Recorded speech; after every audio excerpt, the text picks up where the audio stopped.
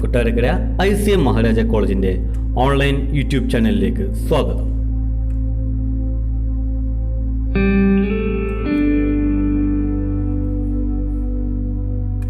നമ്മളിന്നിവിടെ പഠിക്കാൻ പോകുന്നത് എക്കണോമിക്സിനകത്തെ business cycle അഥവാ ട്രേഡ് സൈക്കിൾ എന്ന ടോപ്പിക്കുമായി ബന്ധപ്പെട്ട കാര്യങ്ങളാണ്. ഏറ്റവും ആദ്യമായി എന്താണ് ബിസിനസ് സൈക്കിൾ അഥവാ ബിസിനസ് സൈക്കിളിന്റെ ഡെഫിനിഷൻ ഒന്ന് നോക്കാം. A trade cycle or business cycle may be defined as an alteration of period of prosperity and depression of good and bad trade. അതായത് ട്രേഡ് സൈക്കിൾ അഥവാ ബിസിനസ് സൈക്കിളിനെ ഡിഫൈൻ ചെയ്തിരിക്കുന്നത് ഇങ്ങനെയാണ്. It is an alternation of period, മാറി മാറി വരുന്ന കാലയളവുകളാണ്. Of prosperity and depression, എന്താണ് നല്ലതിൻ്റെയും അതായത് ഉന്നതയുടെയും അധോഗതിയുടെയുമായിട്ടുള്ളൊരവസ്ഥ. Of good and bad trade, നല്ലതും ചീത്തയുമായിട്ടുള്ള കച്ചവടം. ഓക്കെ, അപ്പം നല്ലതും ചീത്തയുമായിട്ടുള്ള കച്ചവടത്തിൻ്റെ ഭാഗമായി പ്രോസ്പെരിറ്റിയും ഡിപ്രഷനും മാറി മാറി വരികയാണെങ്കിൽ ആ കാലങ്ങളെ പറയുന്ന പേരാണ് ട്രേഡ് സൈക്കിൾ. ട്രേഡ് സൈക്കിളിനെ മറ്റൊരു രീതിയിൽ പറയാം. In other words, the up and down in the economic activity moving like a wave at a regular interval is known as trade cycle or business cycle. നോക്കാം, the ups and downs in the economic activity, സാമ്പത്തികമായ പ്രവർത്തനങ്ങളുടെ അപ്പും ഡൗണും, അതായത് സാമ്പത്തികമായ പ്രവർത്തനങ്ങൾ മുള്ളോട്ടും താപ്പോട്ടും പോകുന്നു. Like A wave, എങ്ങനെയാണ് തിരമാലകൾ കണക്കെ. അറ്റ് എ റെഗുലർ ഇന്റർവെൽ, തുടർച്ചയായ ഇടവേളകൾ വെച്ച്. Is known as trade cycle or business cycle. അതായത് ഇതിനെ ഇങ്ങനെ പറയാം, തുടർച്ചയായ ഇടവേളകൾക്കനുസരിച്ച് തിരമാലകൾ കണക്കെ നമ്മളുടെ സാമ്പത്തികമായ പ്രവർത്തനങ്ങൾ മുകളിലേക്കും താഴേക്കും പോവുകയാണെങ്കിൽ അതിനെ നമ്മൾ ബിസിനസ് സൈക്കിൾ എന്ന് പറയും. അടുത്തതായി ബിസിനസ് സൈക്കിൾ എങ്ങനെയാണ് എന്നുള്ളതിനെ പറ്റി നോക്കാം. ഇതാണ് ഒരു ബിസിനസ് സൈക്കിളിന്റെ ഒരു അവസ്ഥ. ഇതിന് നടുക്കൂടെ പോകുന്ന വരെയാണ് നോർമൽ ആയിട്ടുള്ള എക്കണോമിക് ആക്ടിവിറ്റി. അപ്പോൾ ആ നോർമൽ ആയിട്ടുള്ള എക്കണോമിക് ആക്ടിവിറ്റിക്ക് മുകളിലോട്ട് പ്രവർത്തനങ്ങൾ പോവുകയാണെങ്കിൽ അതിനെ ബൂം എന്ന് പറയും. അത് അതിന്റെ ഏറ്റവും ഉന്നതിയിൽ എത്തിക്കഴിഞ്ഞതിന് ശേഷം വീണ്ടും താപ്പോട്ട് പോകുന്നതാണെങ്കിൽ അതിനെ റിസഷൻ എന്ന് പറയും. ദെൻ ആ നോർമൽ ആക്ടിവിറ്റിക്ക് താഴെ വീണ്ടും പോവുകയാണെങ്കിൽ അതിനെ ഡിപ്രഷൻ എന്ന് പറയും. അവിടുന്ന് പതുക്കെ മുകളിലോട്ട് പോവുകയാണെങ്കിൽ അതിനെ റിക്കവറി എന്ന് പറയും. So these are the stages of business cycle. ഇവയാണ് ബിസിനസ് സൈക്കിളിന്റെ സ്റ്റേജുകളായി കണക്കാക്കുന്നത്. ഇനി phases of business or trade സൈക്കിളിനെ പറ്റി ഡീറ്റെയിൽ ആയിട്ട് നോക്കാം. ഒന്നാമത്തെയാണ് boom or prosperity or expansion. എന്താണെന്ന് നോക്കാം. It means a state of affairs in which real income and employment are high. അതായത് സമ്പദ് വ്യവസ്ഥയിലുള്ള ആൾക്കാരുടെ വരുമാനങ്ങളും അതേപോലെ തന്നെ അവർക്ക് തൊഴിലും ഒരുപാട് ഉണ്ടാകുന്ന ഒരു അവസ്ഥയാണ് ഈ ബൂം അഥവാ prosperity or expansion. This phase is characterized by increase in output, employment, investment, wages, aggregate demand, sales, profit, bank credit, wholesale and retail price, per capital output and raise in standard of living. അതായത് ഈ boom എന്ന് പറയുന്ന കാലത്തിന്റെ ഏറ്റവും പ്രധാനപ്പെട്ട ഒരു പ്രത്യേകത സ്വഭാവം ഇങ്ങനെയാണ്. അവിടെ output, employment, investment, wages, aggregate demand, sales തുടങ്ങിയ എല്ലാ സാധനങ്ങളും അതിന്റെ മൂർധന്യ അവസ്ഥയിലായിരിക്കും. There are no ideal resource and no wastage of material. അതായത് ഈ ബൂം സ്റ്റേജിൽ എല്ലാ റിസോഴ്സുകളും മാക്സിമം യൂട്ടിലൈസ് ആയിരിക്കും. അതായത് അവിടെ ഐഡിയൽ ആയിട്ട് വെറുതെ കിടക്കുന്ന റിസോഴ്സുകളൊന്നും ഉണ്ടാകണമെന്നില്ല. സാധനങ്ങളൊക്കെ മാക്സിമം അത് യൂസ് ചെയ്യുകയും ചെയ്യും. ദർ ഈസ് ഒപ്റ്റിമം എവരിവെയർ, എല്ലാം അതിന്റെ മൂർധന്യാവസ്ഥയിലായിരിക്കും. There is a general up trend in the business community. Business കമ്മ്യൂണിറ്റികളിൽ പൊതുവായി മുകളിലോട്ട് പോകുന്ന ഒരു അവസ്ഥയായിരിക്കാം. The growth rate evenly slows down and reach the peak. അങ്ങനെ ചെന്ന് ഏറ്റവും മുകളിലായിട്ടുള്ള ഒരു അവസ്ഥയിലേക്ക് എത്താറാകുമ്പോഴത്തേക്ക് ചിലപ്പോൾ ഗ്രോത്ത് റേറ്റ്, അതായത് വളർച്ചയുടെ അനുപാതം കുറഞ്ഞു വരാം. This boom condition cannot exist long because the force of expansions are very weak. ഇങ്ങനെ ഈ ബൂം കാലയളവ് എല്ലായ്പ്പോഴും നിൽക്കണമെന്നില്ല. കാരണം എക്സ്പാൻഷന് വേണ്ടുന്ന കാരണങ്ങളൊക്കെ ചിലപ്പോൾ എന്തായിക്കൊണ്ടിരിക്കാം, വീക്ക് ആയിക്കൊണ്ടേ ഇരിക്കാം. സോ ഇതിനെ പറയുന്ന പേരാണ് ബൂം, പ്രോസ്പെരിറ്റി ഓർ എക്സ്പാൻഷൻ. അടുത്ത രണ്ടാമത്തെ സ്റ്റേജ് ആണ് recession or contraction. The turning point from the optimum to pessimism or the point where a period of boom end is known as point of recession. അതായത് boom എന്ന് പറയുന്ന ഒരു point അവസാനിക്കുന്ന ആ പോയിന്റിനെ പറയുന്ന അവിടെ നിന്നാണ് റിസഷൻ സ്റ്റാർട്ട് ചെയ്യുന്നത്. With a view to liquidating their stock, the firm start selling their goods at a low price and hence the most of the firm suffer loss. അതായത് ഈ പ്രോസ്പെരിറ്റിയുടെ കാലഘട്ടങ്ങളിൽ ഇഷ്ടംപോലെ ആൾക്കാർക്ക് ഇഷ്ടംപോലെ വരുമാനങ്ങളൊക്കെ ഉണ്ടായതുകൊണ്ട് കച്ചവടക്കാർ ഇഷ്ടംപോലെ സാധനങ്ങൾ സ്റ്റോക്ക് ചെയ്യും. ദെൻ റിസഷന്റെ സമയം ആകുമ്പോഴത്തേക്ക് എന്ത് ചെയ്യും? ഈ സ്റ്റോക്കുകളെല്ലാം ഇവരെ കച്ചവടക്കാർ എങ്ങനെയെങ്കിലും വിറ്റഴിക്കാനെ കൊണ്ട് തുടങ്ങുകയും അതിന്റെ ഭാഗമായി വില എന്ത് ചെയ്യും? കുറയ്ക്കുകയും ചെയ്യും. അങ്ങനെ വില കുറച്ച് സാധനങ്ങൾ വിറ്റഴിക്കുന്നതിന്റെ ഭാഗമായി ഈ സ്ഥാപനങ്ങൾക്ക് എന്തുണ്ടാകാം?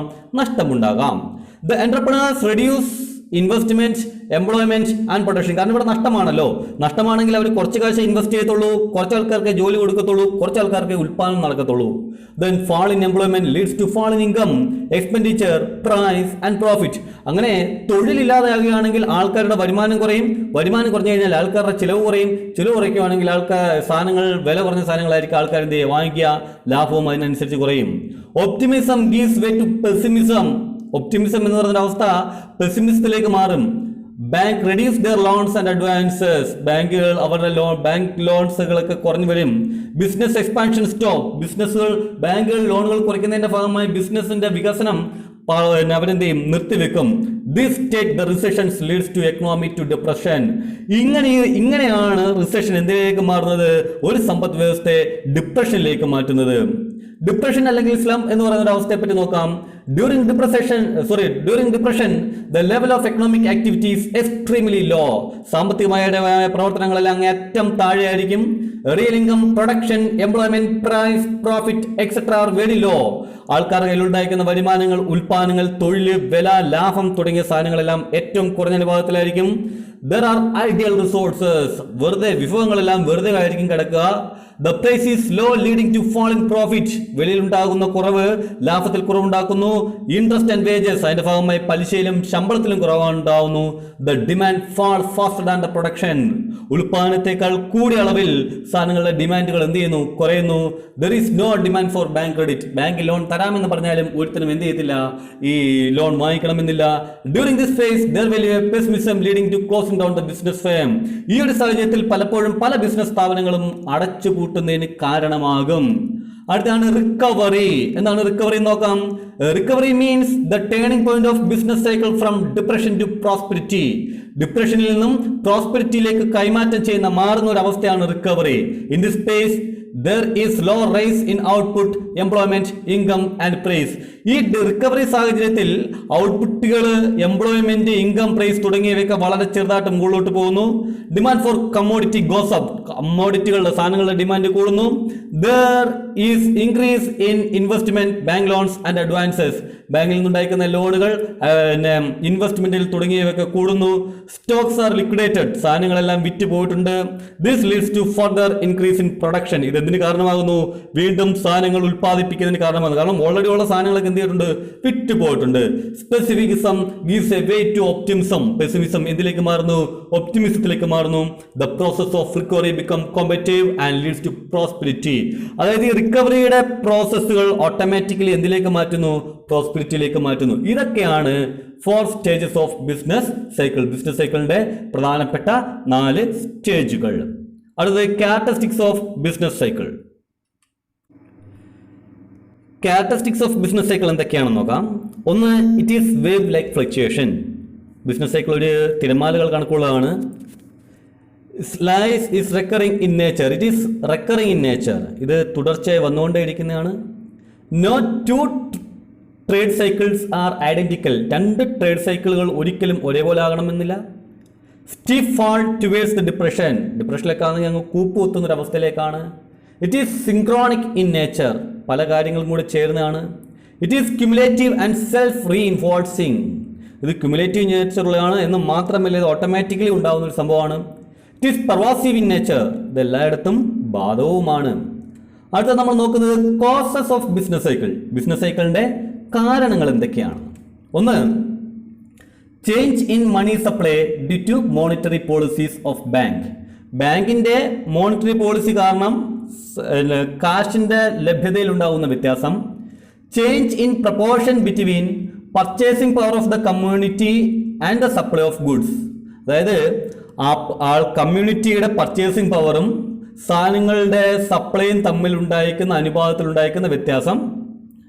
Change in proportion between production of capital goods and consumer goods casing shortage or supply in the supply of consumer goods. അതായത് ക്യാപിറ്റൽ ഗുഡ്സിന്റെയും കൺസ്യൂമർ ഗുഡ്സിന്റെയും ഉൽപാദനത്തിൽ ഉണ്ടായേക്കുന്ന വ്യത്യാസങ്ങൾക്കനുസരിച്ച് കൺസ്യൂമർ ഗുഡ്സിന്റെ സപ്ലൈയിൽ ഉണ്ടായേക്കുന്ന ഷോർട്ടേജുകളോ എക്സസീവുകളോ ഈ ബിസിനസ് സൈക്കിളിന് കാരണമാകുന്നു. അടുത്തത് change in the level of production with a view to maximising the profit effect the demand for raw materials, labour, plant etcetera causing inflation in the level of economic activity. നോക്കാം, change in the level of production with a view to maximising the profit.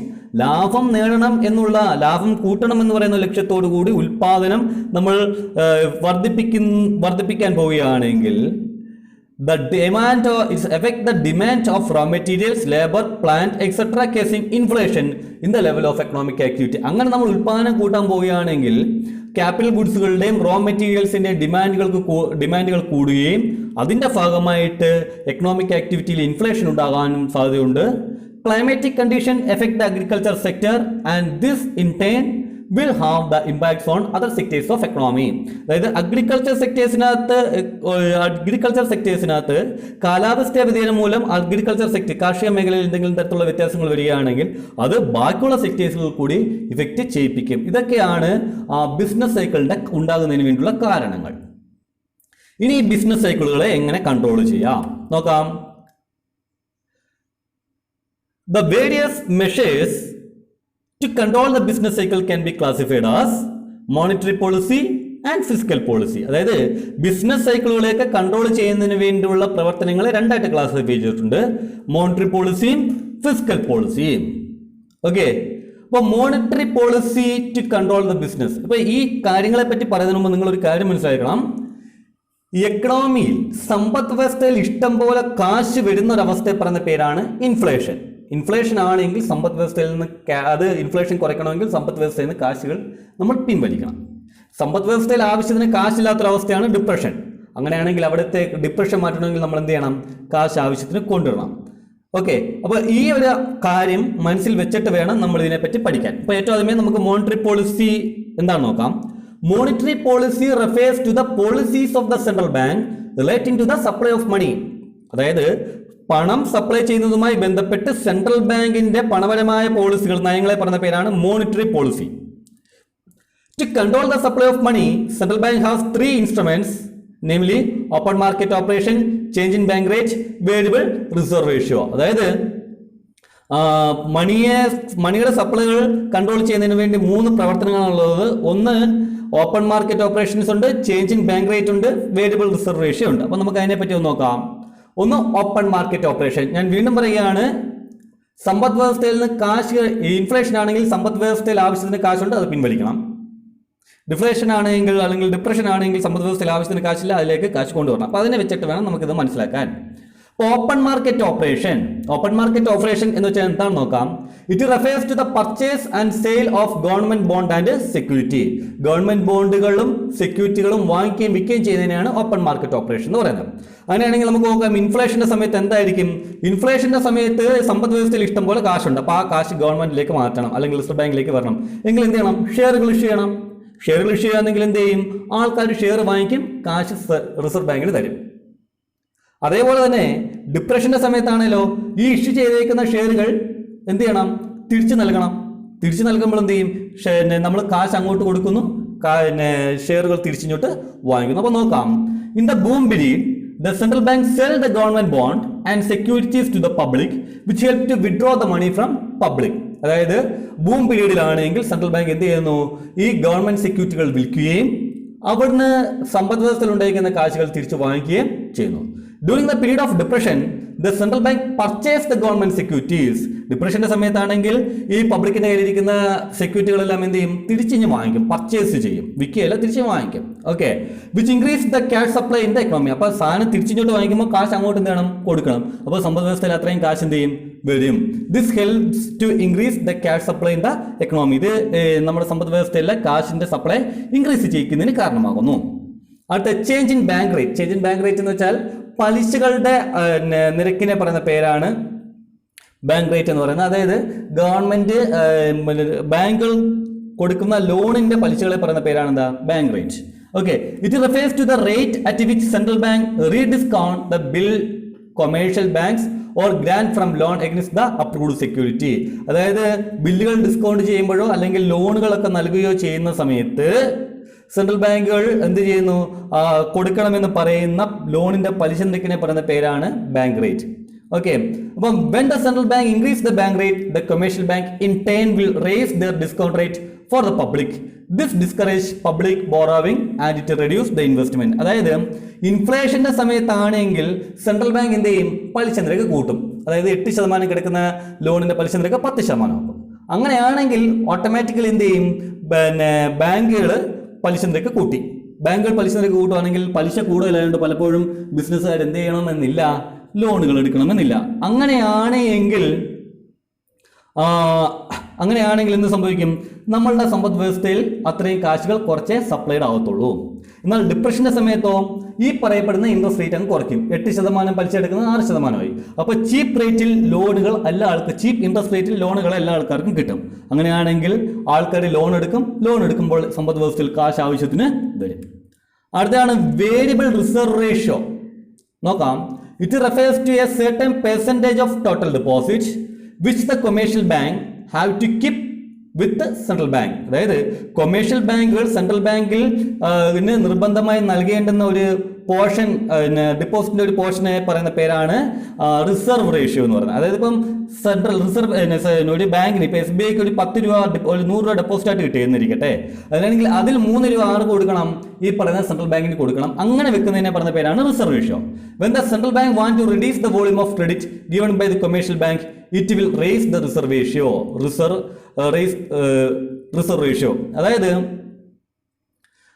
ഇവിടെ സംഭവിക്കുന്നതെന്ന് വെച്ച് കഴിഞ്ഞാൽ inflation ആണെങ്കിൽ reserve ratio എന്ത് ചെയ്യും? കൂട്ടും. Reserve ratio കൂട്ടും ആണെങ്കിൽ ബാങ്ക് അത്രയും ലോണുകൾ കുറച്ചേ ആർക്ക് കൊടുക്കത്തുള്ളൂ? പബ്ലിക്കിന് കൊടുക്കത്തുള്ളൂ. അങ്ങനെയാണെങ്കിൽ സമ്പദ് വ്യവസ്ഥയിലെ കാശിന്റെ ലഭ്യത എന്ത് ചെയ്യും? കുറവായിരിക്കും. ഉദാഹരണം 100 രൂപയ്ക്ക് 3 രൂപയാണ് സാധാരണ റിസർവ് റേഷ്യോ എന്നിരിക്കട്ടെ, അത് 5 രൂപയാക്കി, 5% ആക്കി. അപ്പം ബാക്കിയുള്ള ബാങ്കുകൾക്ക് 95 രൂപയെ ലോണായിട്ട് കൊടുക്കാൻ കൊണ്ട് പറ്റണമെന്നുള്ളൂ. അങ്ങനെയാണെങ്കിൽ ഓട്ടോമാറ്റിക്കലി ആ സമ്പദ് വ്യവസ്ഥയിൽ ഫ്ലോ ചെയ്യുന്ന എമൗണ്ടുകളുടെ തുക എന്ത് ചെയ്യുന്നു? കുറയുന്നു. അങ്ങനെ ഇൻഫ്ലേഷൻ ഒരു പരിധിവരെ പിടിച്ചു നിർത്താം.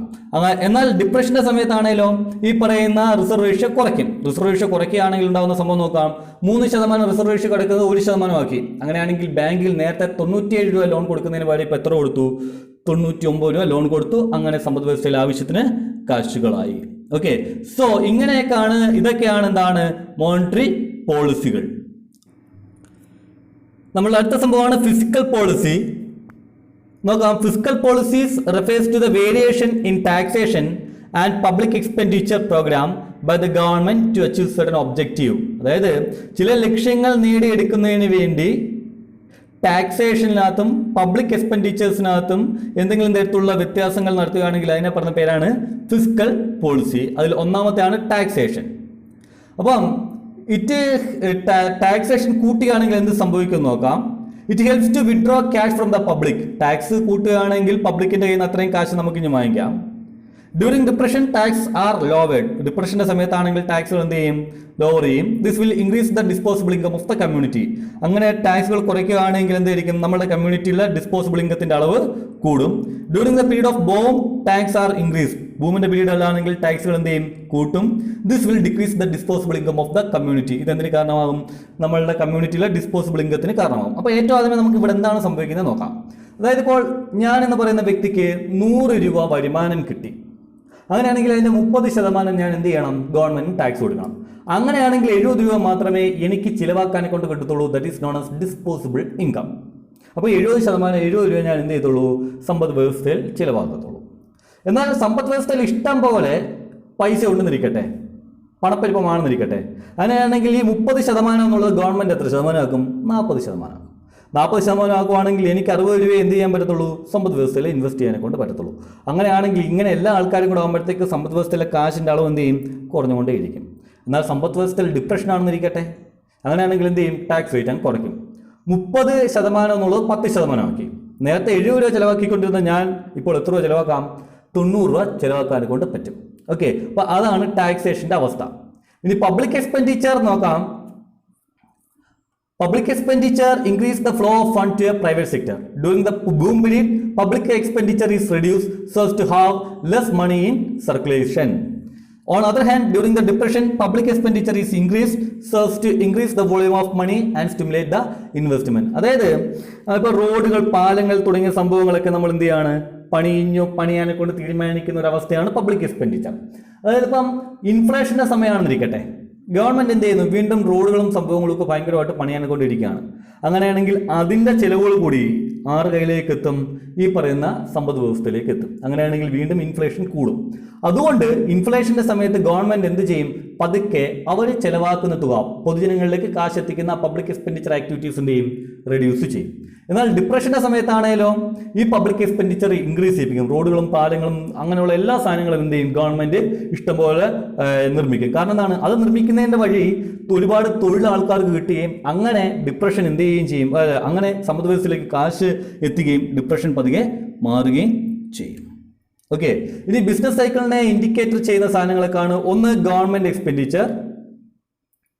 If budget is deficit nature, it creates inflationary trend and vice versa. അതായത് ബഡ്ജറ്റുകൾ കമ്മി ബഡ്ജറ്റ് ആണെങ്കിൽ അവിടെ ഇൻഫ്ലേഷൻ ഉണ്ടാവും, സർപ്ലസ് ബഡ്ജറ്റ് ആണെങ്കിൽ അവിടെ ഡിപ്രഷനും ഉണ്ടാകും. അടുത്താണ് പ്രൈവറ്റ് ഇൻവെസ്റ്റ്മെന്റ്. നോക്കാം, survey of business investment will indicate the type of changes that may take aggregate economic activity. അതായത് ബിസിനസ് ഇൻവെസ്റ്റ്മെന്റുകളെല്ലാമായി ബന്ധപ്പെട്ട സർവേകളെല്ലാം കൂടെ എടുക്കുകയാണെങ്കിൽ നമ്മുടെ എക്കണോമിക് ആക്ടിവിറ്റിയെ ബന്ധപ്പെട്ട മൊത്തത്തിലുള്ളൊരു അവസ്ഥ നമുക്ക് മനസ്സിലാക്കാം. അങ്ങനെ നമുക്ക് ബൂമാണെന്നോ അതോ ഡിപ്രഷൻ ആണോ എന്നുള്ളതിനെ പറ്റി മനസ്സിലാക്കാനെ കൊണ്ട് സാധിക്കും. Then household consumption, price indexes, war, ഈ തുടങ്ങിയ സാധനങ്ങളെല്ലാം ഒരു സമ്പദ് വ്യവസ്ഥയുടെ ബിസിനസ് സൈക്കിളുകളെ ഡിസൈഡ് ചെയ്യുന്ന കാര്യങ്ങളാണ്.